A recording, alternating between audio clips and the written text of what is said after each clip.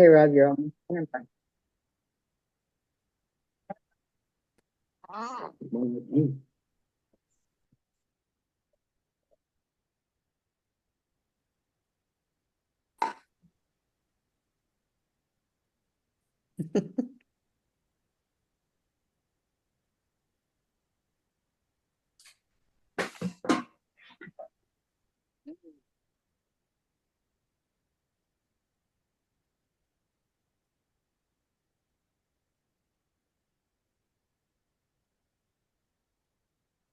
All right, we'll go ahead and get started. Thank you everyone for being here. Welcome. I'm so excited about this session and really for all of you to get the opportunity to learn from my teacher, Rabbi Rachel Adler.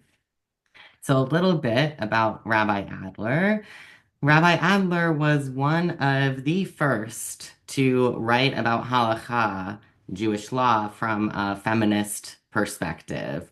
And she is really a pioneer in Jewish feminism.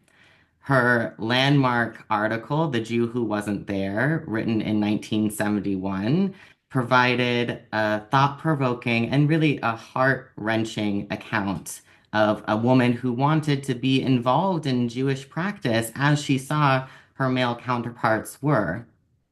The article rocked the Jewish world and paved way for the feminist movement within Judaism. Rabbi Adler was raised as a Reformed Jew, and she converted to Orthodox Judaism as a teenager. And it was from this perspective that she began writing about Jewish law and feminism. And after 20 years or so in Orthodoxy, she came back to Reform Judaism. And it was from really a different perspective that she wrote her book, Engendering Judaism. And Engendering Judaism is, I'm gonna mute people so we don't get the feedback, but we'll have time later to unmute and to have a discussion. So it was from a different perspective that she wrote Engendering Judaism, which is a feminist approach to Jewish law, Jewish practice, and Jewish theology. So it really encompasses the gamut of Jewish approach and ideology. And Rabbi Adler's concept of an evolving halakhah, which she'll teach more about today, it was one of my main inspirations in becoming a rabbi myself.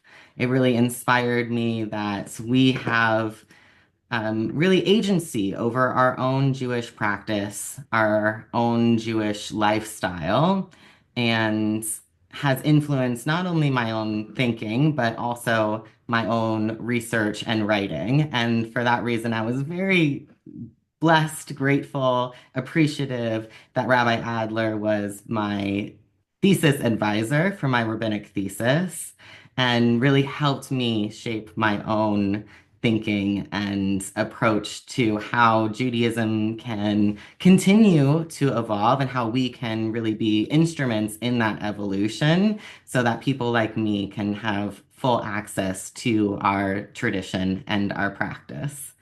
And so, with that little bit of introduction, it's really my great honor to introduce you to our teacher today, Rabbi Rachel Adler. Thank you.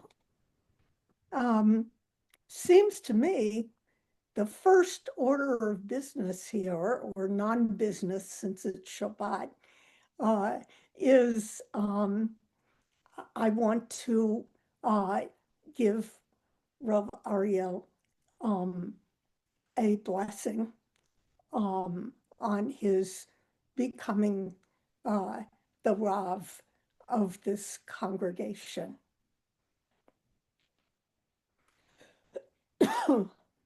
So,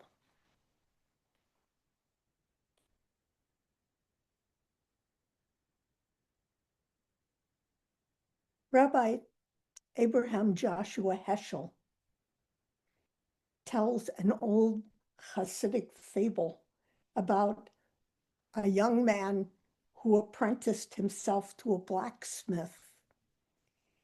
He learned how to hold the tongs, how to wield the hammer, how to blow on the fire with the bellows. And finally, he was chosen to work in the royal smithy. And there he discovered the fundamental first step that he had missed. He had forgotten to learn how to kindle the spark. Dear Rabbi Ariel Tovlev, you were my student in many different courses, and you chose to write your rabbinic thesis under my supervision, an outstanding rabbinic thesis. I and my colleagues agreed that you know how to kindle the spark of love for God, the spark of desire to learn about Torah and about tradition in their full complexity, the spark of compassion for God's creatures. And you have come to kindle the spark in this holy congregation. And so I bless you now in the name of the one who revealed God's self to Moses in a thorn bush on fire, who gave the Torah on a mountain crowned with fire, who guarded Israel with a pillar of fire. May God preserve in you the gift for kindling fire. May you kindle in us the spark of Torah, the spark of yearning for God, the spark of love for our neighbors. And may these sparks take hold in us and enlighten us and warm us with sustaining fire. And let us say, Amen.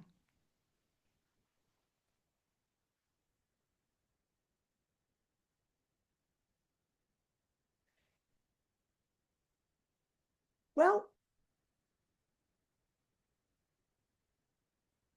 if you're all ready to learn something now, I'm going to start to teach.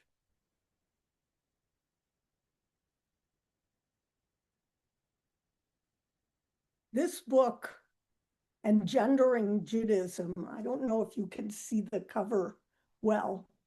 The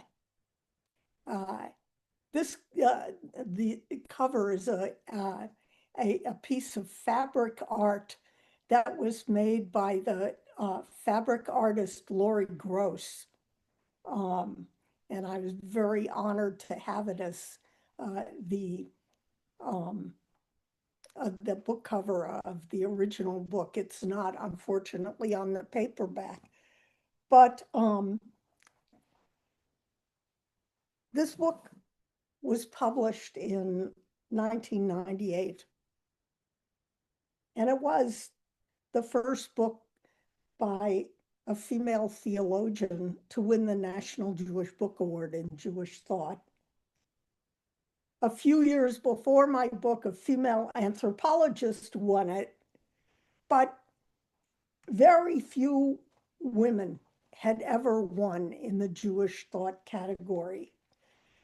There were certainly women theologians before me who deserved the prize, notably Judith Plaskow for Standing Again at Sinai, published in 1991, which was acclaimed by both non-Jewish and Jewish feminists alike. But somehow I was the first. The book also received 4 other Jewish book awards. It's now considered a classic work in the canon of modern Jewish thought. Non-Jewish feminists were never very interested in engendering Judaism because of its emphasis on Halakhah, Jewish law and Jewish liturgy. Interestingly, these emphases, and to be fair, some of the language and concepts that I employed made the book very controversial among more traditional Jews. Women are not supposed to mess with these topics. We're not supposed to mess with these topics. That's not something that that is currently true, and I doubt it's going to be true in the future. I can tell you a little about the book's chapters, at least the ones that are relevant to what we're going to think about today. The introductory section introduces my methodology in a chapter entitled The Shit Method, a grandmotherly heuristic. Now, shit in Yiddish means to throw in. You say, men schiet rein a bissel Mehl, men schiet rein a bissel Zucker. You throw in a little flour, you throw in a little sugar, because in Eastern Europe especially, grandmotherly recipes were usually improvisational because they were designed for cooking in environments where the resources are very scarce and undependable. So the cook's skill determines how she chooses and honors the ingredients that are available. And that makes the shit method a handy analogy for constructing a method for feminist theology. Feminist theology was a previously unthought of innovation. So there wasn't a standard recipe for it, so to speak. My publishers were a little squirmy about this language, but I prevailed. Although for reasons I don't understand, I was considered rather outrageous. In fact, every feminist theologian at that time, and certainly every Jewish feminist theologian at that time, was bringing a different methodology to the task of theology.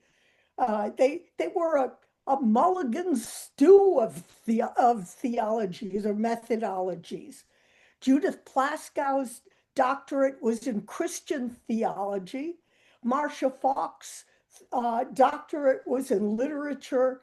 And I finished all but my dissertation in English literature and then did a doctorate in modern Jewish thought.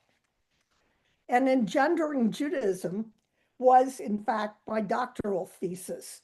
And it was under contract to Jewish Publication Society from the time that the prospectus was approved. The book has 5 chapters, and only chapters 1 and 2 are relevant to today's study. Chapter 1, which was entitled The Female Rapist and Other Inversions, poses the question, how do I deal with stories whose worlds do not permit me to enter, stories that exclude me or distort me and those like me? And in that chapter, I reread some classic rabbinic stories about reversals of masculine-feminine power relations. And in the chapter, I find those stories hilarious. But I choose the laughter that leads to compassion, not contempt. The chapter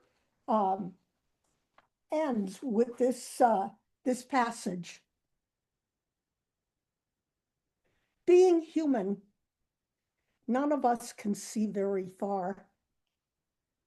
Our choices in this predicament are to help one another to clearer vision and to consider a delight in the absurdity of our errors, or to break our hearts alone in the darkness.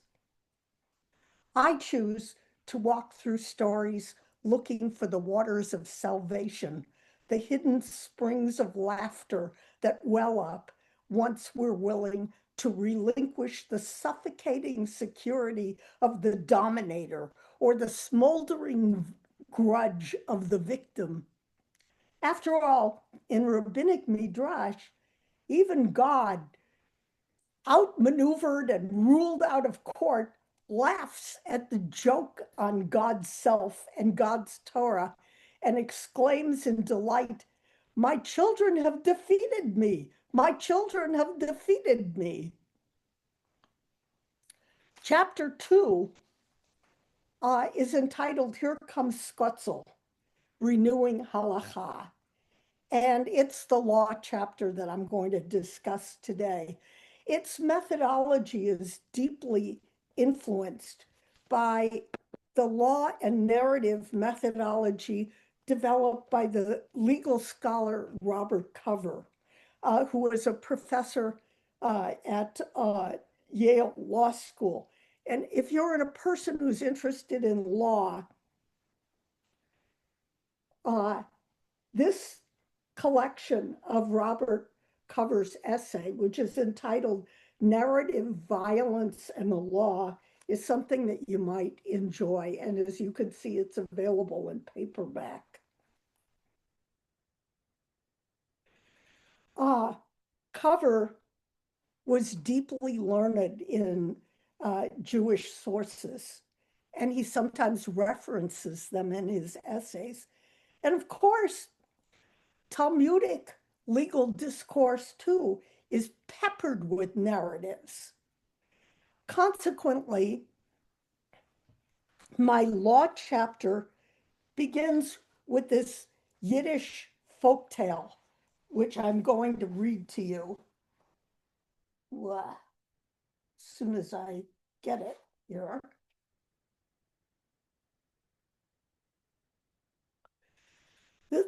This, excuse me, I'm going to cough. The story is called Here Comes Skotzel. Once upon a time, women began to resent that men seemed to own the world. Men got to read from the Torah and had all the interesting mitzvot and all of the privileges. The women decided to present their grievance directly to God. They appointed Skotzel, a clever woman and a good speaker, as their representative. But how was the messenger to be dispatched? They decided to make a human tower. Skotzel was to scale the tower and then pull herself into heaven. So they scrambled up on one another's shoulders, and Skotzel began to climb. But somebody shrugged or somebody shifted, and women tumbled every which way. When the commotion died down, Skotzel had disappeared.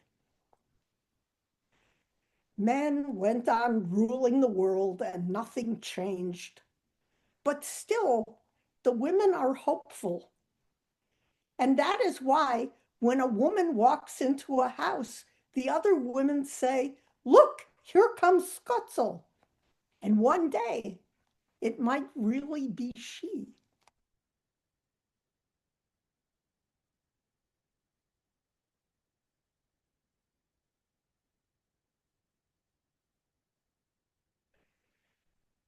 So, using this folk heroine, Skotzel, and the Talmudic figure Yalta, whom I see as a legal guerrilla fighter, I view the Halakhah as another of those ongoing Jewish projects that Jews of all genders will have to undertake together. So now, the next two concepts that we're going to have to examine are one, gender, and two, Halakhah. I want to try to get a sense of what these concepts mean. So first, gender. The Talmud, all right, give me a guess. How many genders are delineated in the Talmud? Rabbi Ariel, you shut up. He knows the answer. Any guesses? No? There are 6. It doesn't mention them all together in any single text that I know of. But over the various tractates of the Talmud, you come up with 6. In the thinking of classical, that is to say, male-dominated Jewish law, these genders are arranged in descending hierarchical order according to the number of commandments people of that gender are responsible to fulfill. That way, the top of the hierarchy is, of course, men. Next is the androgynous, who is 50% male. Next is the tumtum, whose gender is not identifiable because there are no external signs of gender. The rabbis are placing the tumtum third because since their gender is unknown, there's at least a possibility that that person might be male. Fourth comes the saris chama, which I suppose they would have translated natural eunuch. That is a person who is identified male at birth, but doesn't develop secondary male sexual characteristics at puberty. Fifth comes the saris adam, the male who is castrated as a child and consequently doesn't develop secondary male sexual characteristics at puberty. Creating eunuchs mainly for sale to the affluent was one of the unsavory customs of Greco-Roman culture. Sixth comes the Ilonite, who is defined as female. Actually, I've come up with 7, not 6 genders. Sixth is the Ilonite. She's feminine at birth, but doesn't develop secondary female characteristics at puberty. And some scholars have argued that the Ilonite is a purely theoretical category that the rabbis invented to be parallel to the saris chama, and it doesn't really exist. Well, you know, I have no way of proving either way. All I can say is I wouldn't put it past the rabbis to do that. And then seventh and last comes the female. She's last on the list because there is no scintilla of maleness about her. So all of these categories emerge from the Talmud's effort to describe gender as they experienced it or imagined it. In fact, they were constructing it in their social context. But social contexts change. And as the Talmud itself would agree, when information or policy or law no longer fit the current reality, we change the law and its categories so it can function in its new context. That's only common sense. They would have done a better job of creating gender justice if they had included non-males in the enterprise.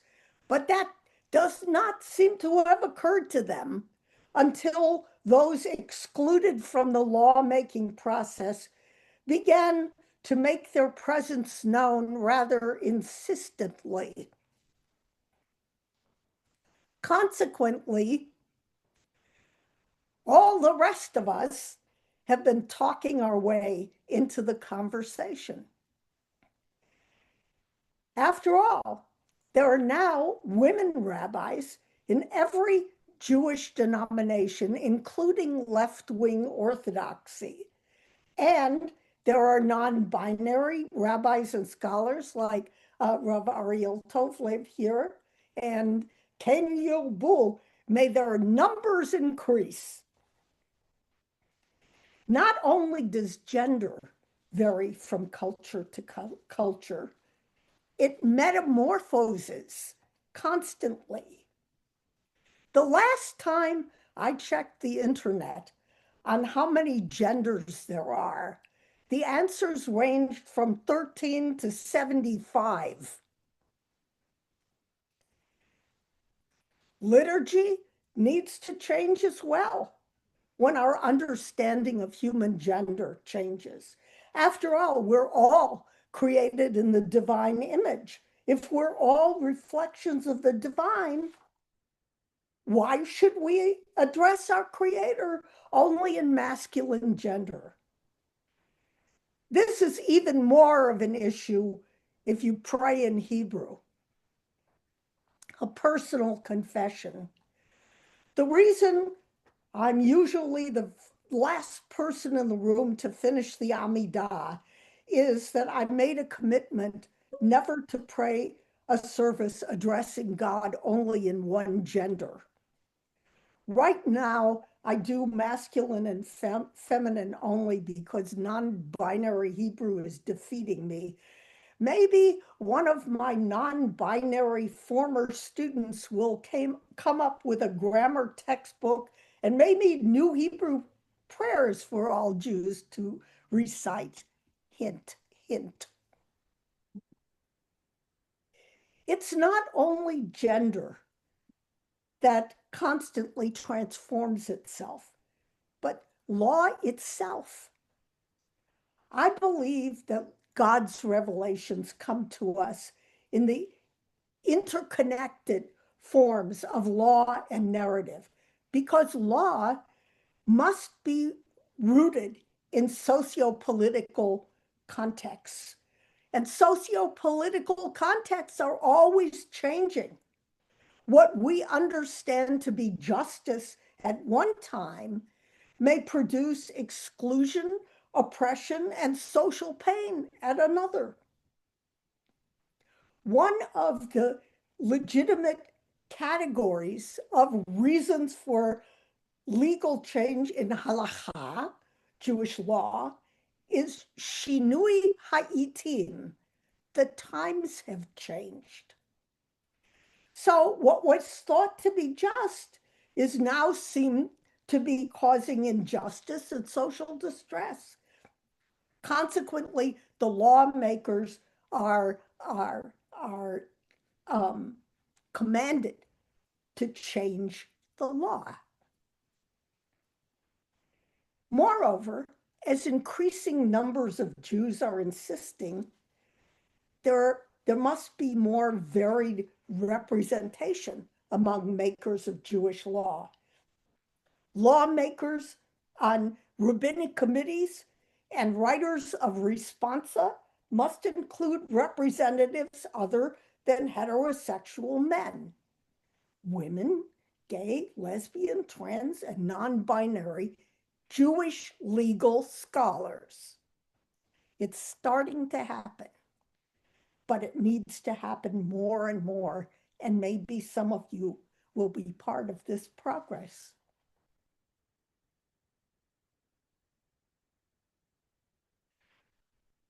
I should say a little about what the sources of Jewish law are. There's biblical law, some of which is no longer in force. There is Talmudic law. The Talmud, by the way, is not a book the way Western people understand the term book.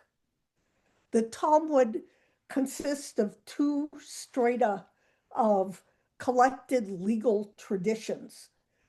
The first stratum, the Mishnah, was collected between 2nd century BCE, that is before the Common Era, and 2nd century CE.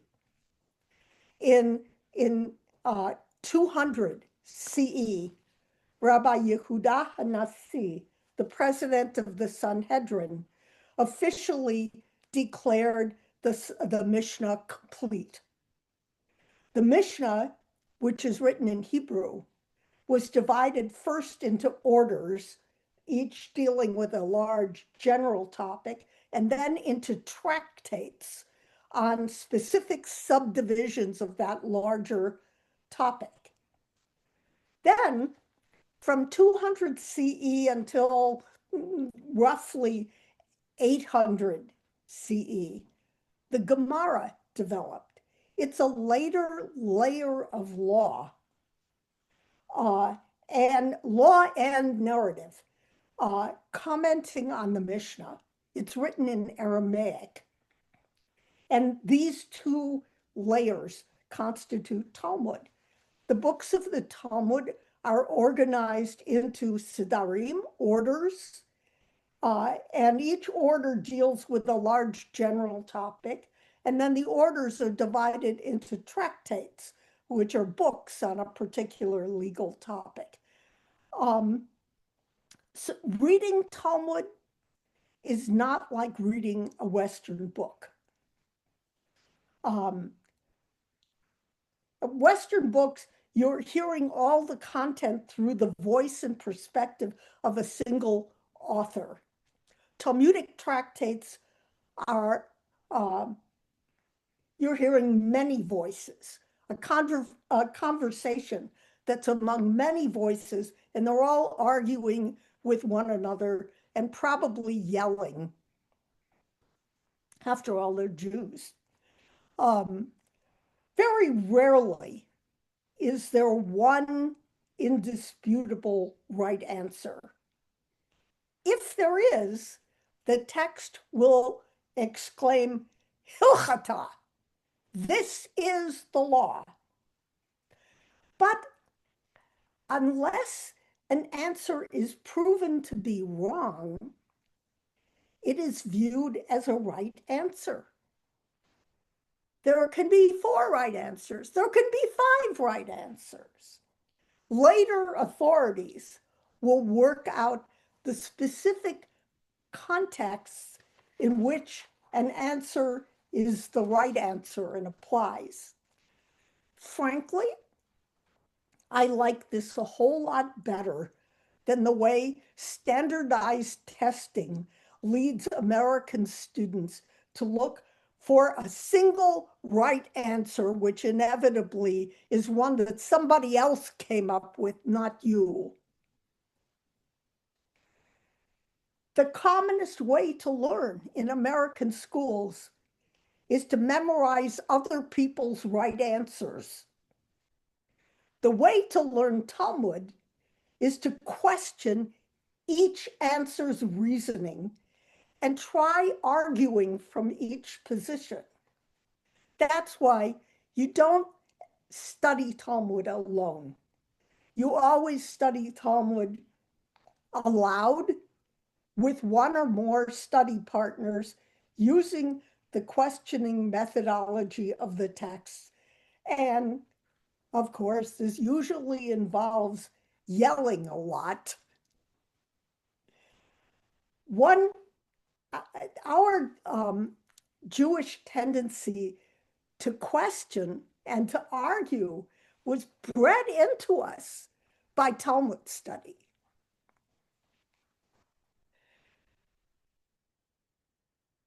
between the 10th and 17th centuries, another kind of Jewish legal literature arose, and that is the codes. It was supposed to be a shortcut.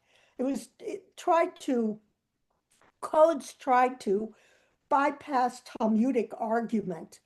Uh, Talmudic argument is leisurely. There's a lot of back and forth. There are interspersed with stories. There's at least one recipe for charoset, that the fruit and spice mixture that you eat at the Pesach Seder. The codes tried to cut to the chase and tell people what the law ought to be. Although I have to admit, Maimonides does give his charoset recipe. I don't think it's very good, but you know, it's awful. No wonder he was such a grouch. But codes don't entirely solve the problem of what to do when history presents us with previously unanticipated dilemmas, or a ruling has unjust or disastrous consequences in a new historical situation. And that's why the teshuvah or responsa literature arose. Talmudic rabbinic scholars answered specific legal questions in writing for specific people who asked. And those were rulings for individuals or for communities. And these rulings then were collected and published and provided legal precedent for other scholars.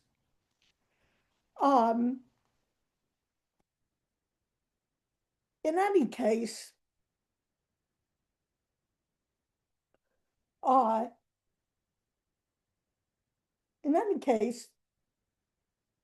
you can understand why law is really a fascinating process, and why it's important to us as Jews. You can't just live a good life in community by thinking good thoughts. Everything depends on how you act. And that's what we need to agree upon. That's what we need guidance about. And everybody brings their own context and their own heartache. And we have to have mechanisms for listening to that. Now, the movements of Judaism also have law committees that publish their rulings. And in many of the movements, women and gay and lesbian people sit on those committees. As I think I said, there are rabbis of different genders in a whole range of Jewish movements, from Reconstructionist to left-wing Orthodox. More diversity is needed. I hope to see it in my lifetime, although given that I'm in my 80s, they better hurry up. So now that I've given you a kind of overview, I'd like to hear thoughts and questions from you.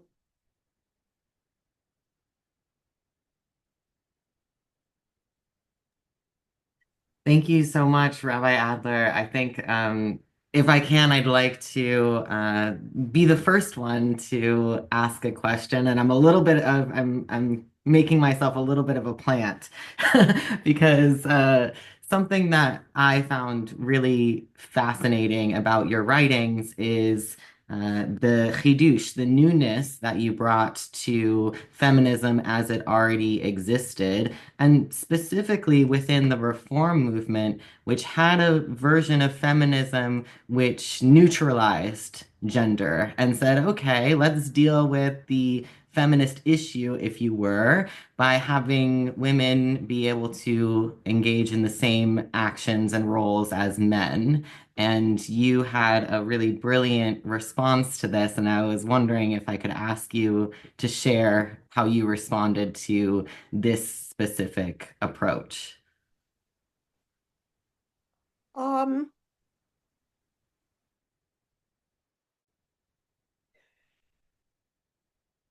Everybody's gender is a component of their personhood, um, their their whole modus operandi. It's not really something you can standardize. Um, and I'm trying to sort of mentally leaf through the various things I've said about it, many of which um, have been found infuriating. Um, and I don't think I can say better than I'm saying. Um, we all need to listen, and um, people of all genders need to share their experience and their dilemmas in the context of their experience.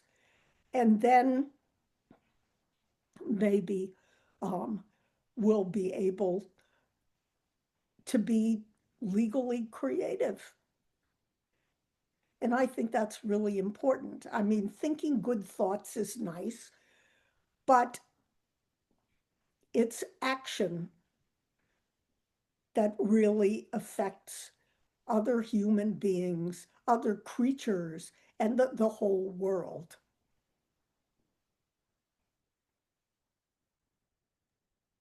Beautiful, beautiful. Yes, that perspective really had a profound impact on me. And I think you say something like uh, equality can't ignore difference or view difference as deviation, but true equality is recognizing people as they really are. Absolutely. So let's open it up to the group. Let's have, yes, discussion, questions. Robin, please. Thank you. I have enjoyed your presentation so much, um, but I'm very ignorant about law. I've never studied Jewish law.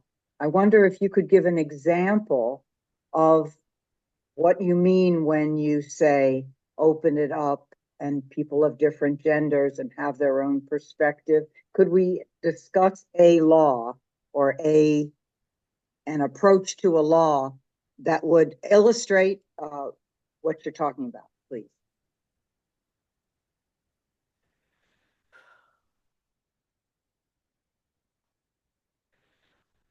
Law tends to affect not just individuals, but communities. Um, so there are questions about um, how we behave as communities, how inclusive we are, um, how much room there is for people to truly be themselves in community. Um, that would be one question. Who gets to be part of the minyan? Uh, you know, who gets to who gets to be a leader. Um, I, I have a kind of confession to make here too. I was ordained Reform. I can't stand Reform liturgy. Um, I go to a conservative shul, and it's a conservative shul where the rabbis give the sermons, but um, uh, all of the Torah reading or Haftorah, all of the leading the service is done by lay people and entirely in Hebrew.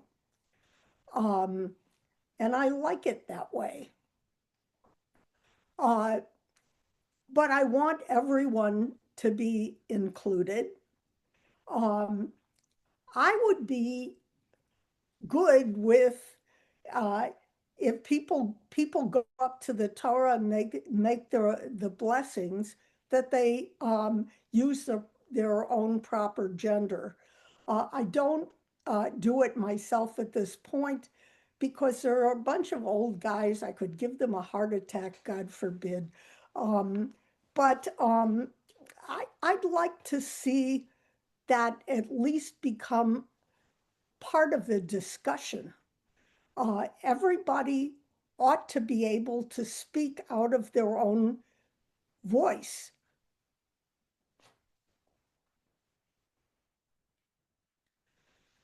We have a question in the chat from Bonnie. It says, many modern feminist thought leaders are or were Jewish. How did their Jewishness affect their thoughts, teachings, writings, and actions? Um,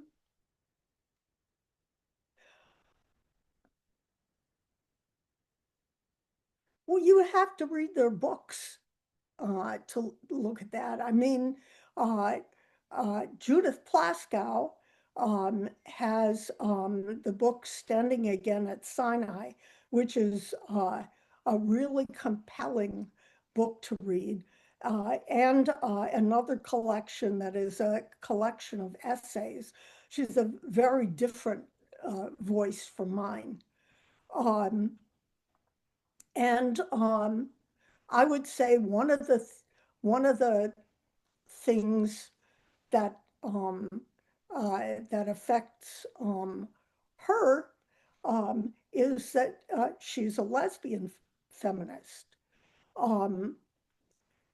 That's coming from a different kind of experience than mine.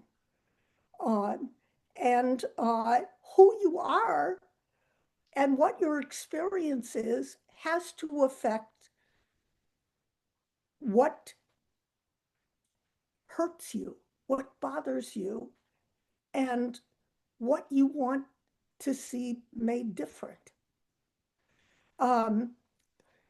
Also, I mean, the kind of scholarship you do, the way you think affects also what's important to you. Marcia Falk is a poet, a very fine poet.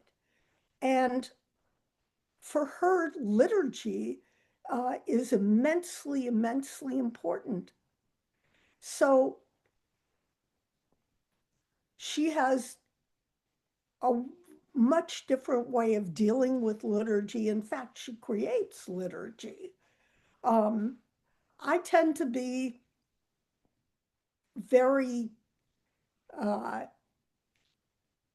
very conservative about liturgy, except that I change I go between different genders when I address God. But otherwise, it's very traditional. I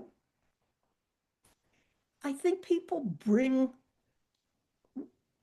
we all bring who we are to the mitzvot that we do and to our prayer.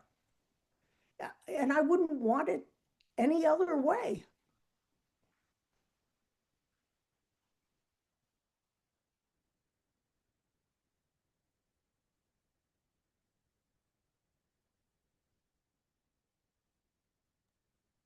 If other folks have questions, you could unmute, raise your hand, write in the chat. While people maybe are thinking of what they want to ask, I also wanted to give a shout out to Rabbi Lisa Edwards, another one of my teachers and mentors who is here in this Zoom room with us.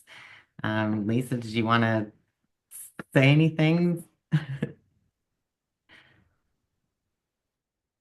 Oh, thanks. I'm very glad to be here. Glad to have the invitation to take part in this and to be here with two of my teachers, Rabbi Ariel and Rabbi Rachel Adler. Um, I actually, besides wishing you well, just a word out to your congregation. I think you already know how blessed you are to have Ariel Tovlev as your rabbi resource in your own congregation, and I hope that you will keep that in mind as you go along. You have an extraordinary person in your leadership now, and you're blessed to have that. And if you don't know it yet, you'll know it soon. But it's looking like you already know it, so I'm glad for that. I also, Ariel, was blessed to have Rabbi Rachel Adler as one of my teachers along the way. So sort of been wandering, I might say wandering in the weeds, but I don't know if you would say that, Rachel, with you for a few decades now. And that's been both a wonderful resource and support for me, as well as really you've helped shape my learning and my teaching as well. So the question I would ask you, leaving politics of the moment aside, are we further along than you imagined we would be at this point, or are we quite the opposite of that? Well, let me give you an example, a concrete example. In the time of the Talmud, you know that there's an obligation to give the means of sustenance to not only to other Jews but to non-Jews. That's the basis on which Jewish free loan societies were founded, and the principle goes back to the Talmud. At the time of the Talmud, giving food to the poor was legislated. It wasn't, oh, I feel generous. I'm going to give some of my dinner to a poor person. There were officials who went through the Jewish villages with enormous plates. They stopped at each house, and whatever you were cooking, you had to put a portion of it onto the plate. And that food was then shared with the Jewish poor and the non-Jewish poor. That was not just, an option, that was law. And it wasn't, you didn't give from your food if you felt generous that day. You gave every day, whether you felt generous or not, because that was law. That was the law. When I think about that, and I think about, I probably shouldn't say anything political, but hell, they just did huge cuts to Medicare. In, these are people who are wildly, wildly wealthy, and they're taking food out of people's mouths. This is absolutely not okay according to Jewish law. It is absolutely not okay.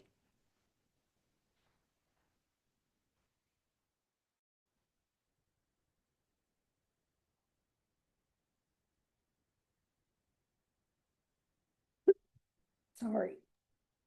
Amen.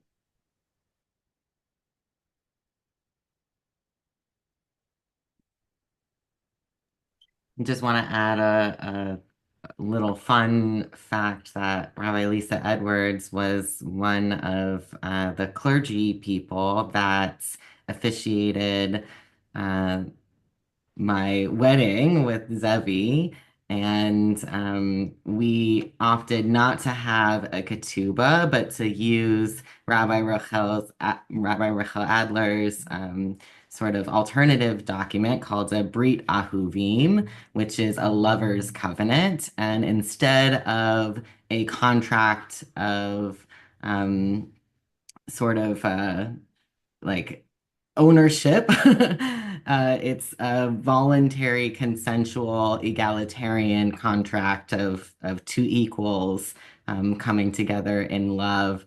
And we had the help of another clergy friend, Cantor Yuval Porat, who helped us adapt it into non-binary Hebrew. And so that's just an example of how this talk of Jewish law and alternatives and creating new opportunities and pathways is not just theoretical. Of course, it exists in the theoretical realm as well, but it's very practical and it has real life implications, and it is really made real when people use it and when people take it into their own hands and adapt it to their own lives.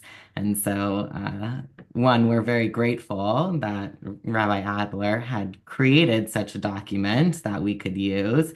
And two, it was very meaningful for us to make it our own and make little changes here and there to make it fit the specifics of what we wanted our lovers' contracts to be, our lovers' covenant, based on our unique relationship.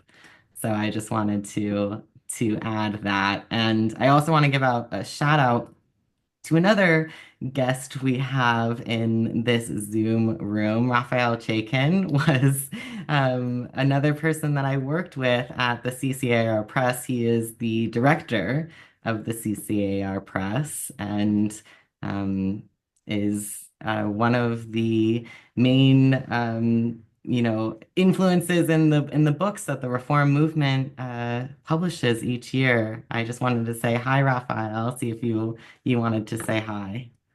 Yes, thank you, Rabbi Ariel, and Mazel Tov on your installation. Rabbi Ariel was our intern for 2 years and really was a part of our team, contributed so much to our books, and wrote the study guides to several of them. So ask him about that another time, and you can read those study guides. And was also a teacher to the entire CCAR.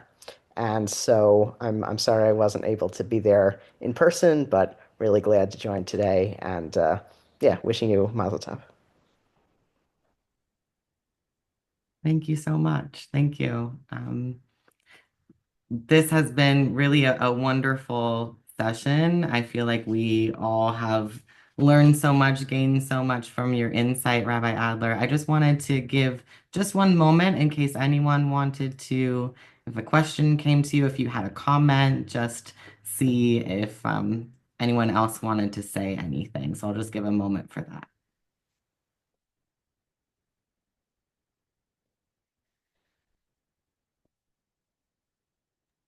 Yes, Zevi. Dr. Adler, thank you so much for your teaching today and for all of your scholarship, which has influenced so many of us so much. I was wondering if you can talk a little bit about the naysayers in this work. Whenever I, in my work, have adapted liturgy to be in the non-binary form, I always get quite a few people who are adamantly against this. And we know that there are going to be naysayers along the way whenever we do adaptations, but I'd love to know how you approach people who say you should not be doing this work. This isn't where Judaism should head. I always have a lot of empathy for people who lead congregations in prayer and who have to deal with people's feelings about prayer. It's so complicated because prayer is a very complicated act. We use these words and we use them to get into a kind of altered state. And so it's very touchy what gets you there and what gets somebody else there.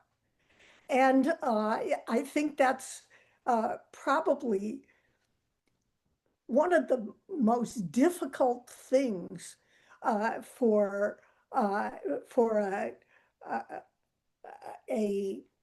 chazanit, whatever the non-binary term is that my lousy grammar isn't accessing at this moment, or a Rav. It's a really terrible dilemma, and I sure don't know answers to it. It seems to me it's the kind of thing that you have liturgy committees for. And if you even think about liturgy committees, they're almost as torturous as dealing with people's kvetches about liturgy.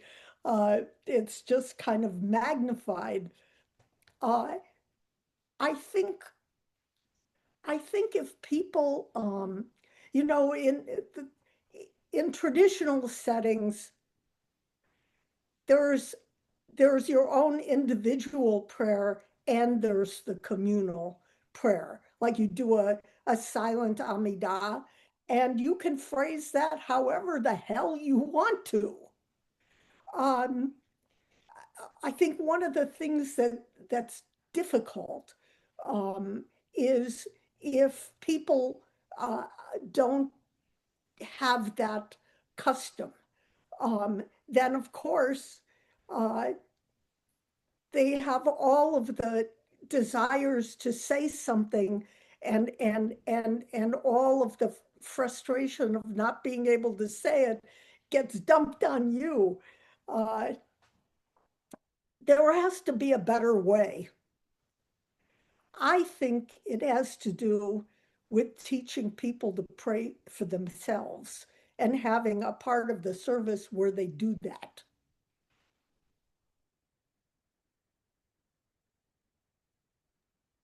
I love that answer. That is such a good point that, sometimes Jewish leaders were responsible for the entirety of a community, and everyone within the community, each individual has different needs.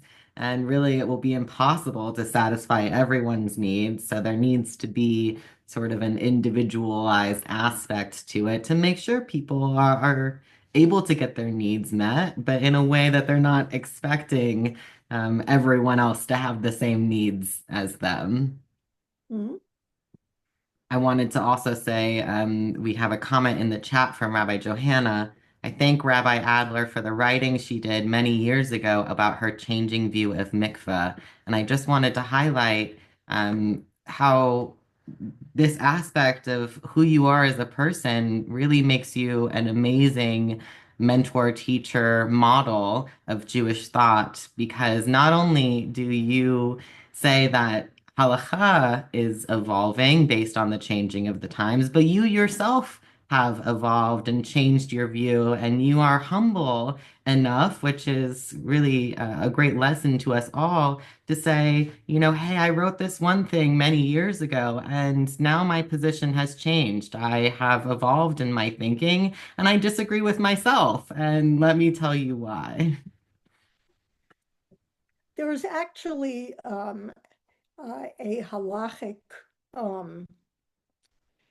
expectation that, if you said something in public and a lot of people were influenced by it, and then you change your mind, you have to do that in public too. You have to. So I did, and there were a lot of really unhappy people, and they wrote to me. But, that's, if you're going to have a loud mouth, you've got to have a sense of responsibility too.